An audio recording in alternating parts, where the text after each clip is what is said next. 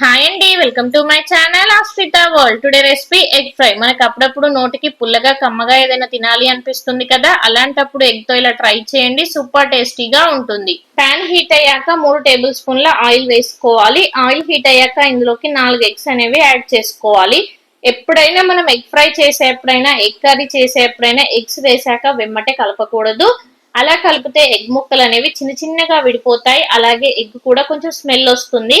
అలా కాకుండా ఒక 5 మినిట్స్ తర్వాత మనం కలిపామంటే ఎగ్ ముక్కలు అనేవి పెద్దగా ఉంటాయి, నీచు వాసన కూడా రాదు. ఎప్పుడు చేసే ఎగ్ ఫ్రై కాకుండా అప్పుడప్పుడు ఇలా డిఫరెంట్ గా ట్రై చేయండి, మీ ఇంట్లో వాళ్ళందరూ ఇష్టంగా తింటారు. చూసారు కదా, మన ఎగ్ ఫ్రై కోసం ఎగ్స్ అనేవి రెడీ అయ్యాయి. ఒక 5 మినిట్స్ తర్వాత మనం బ్యాక్ సైడ్ కి టర్న్ చేసుకోవాలి, చిన్న చిన్న పీసెస్ లా కట్ చేసుకోవాలి. అలా అన్నంలో కలుపుకొని ఒక ముద్ద పెట్టుకొని తింటే కమ్మగా ఉంటుంది. పుల్ల పుల్లగా కారం కారంగా సూపర్ గా ఉంటుంది. ఈ ఎగ్ ఫ్రై ఖచ్చితంగా ట్రై చేయాల్సిన రెసిపీ. ఈసారి మీ ఇంట్లో ఎగ్స్ ఉన్నప్పుడు కంపల్సరీగా ట్రై చేయండి. ట్రై చేస్తే ఎలా వచ్చిందో కామెంట్ చేయడం మాత్రం అస్సలు మర్చిపోకండి. చూసారు కదా, ఎగ్ ముక్కలు అనేవి రెడీ అయ్యాయి. 1/2 టీ స్పూన్ సాల్ట్ అనేది యాడ్ చేసుకొని ఒకసారి బాగా కలుపుకోవాలి. ఇలా సాల్ట్ వేయడం వల్ల మనం కర్రీలో తిన్నప్పుడు ఎగ్ ముక్క అనేది చప్పగా అనిపించదు, కమ్మగా ఉంటుంది.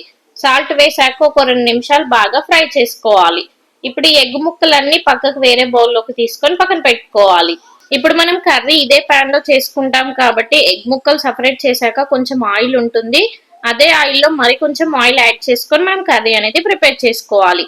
ఇప్పుడు మనం కర్రీ కోసం మసాలా ప్రిపేర్ చేసుకుందాం. మిక్సీ జార్ లోకి సన్నగా కట్ చేసుకొని పెట్టుకున్న 10 పచ్చిమిరపకాయ ముక్కలు వేసుకోవాలి.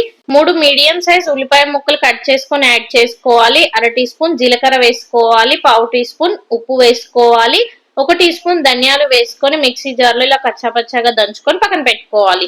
ఇప్పుడు మళ్ళీ అదే పాన్ లోకి 2 టీ స్పూన్ల ఆయిల్ వేసుకోవాలి. ఆయిల్ హీట్ అయ్యాక జీలకర్ర ఆవాలు వేసుకొని ఫ్రై అయ్యాక మనం ముందుగా ప్రిపేర్ చేసుకొని పెట్టుకున్న పేస్ట్ ఇందులో వేసుకొని ఫ్రై చేసుకోవాలి. ఇక్కడ మనం పచ్చిమిర్చి, ఆనియన్ అన్ని పచ్చివే యూజ్ చేసాం కాబట్టి ఆయిల్లో ఎక్కువసేపు ఫ్రై చేసుకోవాలి, లేదంటే కర్రీ పచ్చివాసన వస్తుంది, అలాగే కారం కూడా ఉంటుంది. ఈ కర్రీలో మనం కారపొడి యూజ్ చేయట్లే కాబట్టి మన కారానికి సరిపడినంత పచ్చిమిరపకాయలు అనేవి ఇందులో వేసుకోవాలి. అప్పుడప్పుడు పచ్చిమిరపకాయలు కారంగా ఉంటాయి, అప్పుడప్పుడు చప్పగా ఉంటాయి కాబట్టి మనం కారం తినగలిగినంత యాడ్ చేసుకుంటే సరిపోతుంది. మధ్య మధ్యలో కలుపుతూ ఈ పేస్ట్ అంతా ఫ్రై చేసుకోవాలి. మనకి కారం అనేది ఫ్రై అయిందా లేదా అని ఎలా తెలుస్తుందంటే మనం వేసిన కారం నుంచి ఆయిల్ అనేది సపరేట్ అవ్వాలి. అలా అయితే పచ్చివాసన పోయి కారం అనేది ఫ్రై అయినట్టు. చూస్తున్నారు కదా, ఆయిల్ అంతా సపరేట్ అవుతుంది. మధ్య మధ్యలో కలుపుతూ ఉండాలి, లేదంటే కర్రీ అనేది మాడిపోతుంది. ఇలా ఫ్రై చేసుకున్నాక మనం ఇందులోకి 1/2 టీ స్పూన్ అల్లం వెల్లుల్లి పేస్ట్ వేసుకొని పచ్చివాసన పోయేంత వరకు బాగా కలుపుకోవాలి. మనం ఎప్పుడైనా ఏ కర్రీ చేసేప్పుడైనా, వెజ్ కర్రీ అయినా నాన్ వెజ్ కర్రీ అయినా అల్లం వెల్లుల్లి పేస్ట్ అనేది ఫ్రెష్ ది వేస్తే కర్రీకి టేస్ట్ అనేది మరింత యాడ్ అవుతుంది. అల్లం వెల్లుల్లి పేస్ట్ అనేది ఆయిల్లో ఫ్రై అయితే టేస్ట్ అనేది సూపర్ గా ఉంటుంది. ఇలా ఫ్రై చేసుకున్నాక 1/2 టీ స్పూన్ పసుపు వేసుకొని ఒకసారి బాగా మిక్స్ చేసుకోవాలి. ఇలా పచ్చికారం పేస్ట్ చేయడం వల్ల మనకి ఇంకొక అడ్వాంటేజ్ కూడా ఉంటుంది. కొద్దిగా కర్రీ వేసుకున్నా కూడా మనం చాలా అన్నం తినేయొచ్చు, అలాగే ఎన్ని చపాతీలైనా తినేయొచ్చు ఈ కర్రీతోని. ఇప్పుడు ఇలా కారం ఫ్రై అయ్యాక ఇందులోకి అరచెక్క నిమ్మరసం యాడ్ చేసుకొని ఫ్రై చేసుకోవాలి.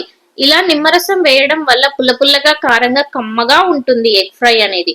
మనం వేసిన నిమ్మరసం అంతా కారానికి పట్టేట్టు ఒక 5 నిమిషాలు బాగా ఫ్రై చేసుకోవాలి. ఇలా నిమ్మరసం వేయడం వల్ల మనకి కర్రీలో కారం అనేది అనిపించదు, కమ్మగా ఉంటుంది కర్రీ అనేది. ఇలా ఒక 5 మినిట్స్ తర్వాత మనం ముందుగా రెడీ చేసి పెట్టుకున్న ఎగ్స్ ఇందులోకి యాడ్ చేసుకొని బాగా మిక్స్ చేసుకోవాలి. ఇప్పుడు మనం ఇందులో వేసిన కారం, పులుపు అన్ని ఎగ్గుకు పట్టేట్టు ఒక 5 నిమిషాలు బాగా ఫ్రై చేసుకోవాలి. మీ ఫ్రెండ్స్ అండ్ ఫ్యామిలీస్ లో ఎవరైతే ఎగ్ లవర్స్ ఉన్నారో వాళ్ళకి ఖచ్చితంగా ఈ రెసిపీని షేర్ చేయండి. అలాగే మరిన్ని మంచి మంచి రెసిపీస్ కోసం మన ఛానల్ ని సబ్స్క్రైబ్ చేసుకోండి. మీకు వీడియో యూస్ఫుల్ గా అనిపిస్తే మన ఛానల్ ని లైక్ చేయండి, షేర్ చేయండి, కామెంట్ చేయండి. వీడియో నచ్చిందా? నచ్చితే సబ్స్క్రైబ్ చేసుకోండి. Thank you for watching.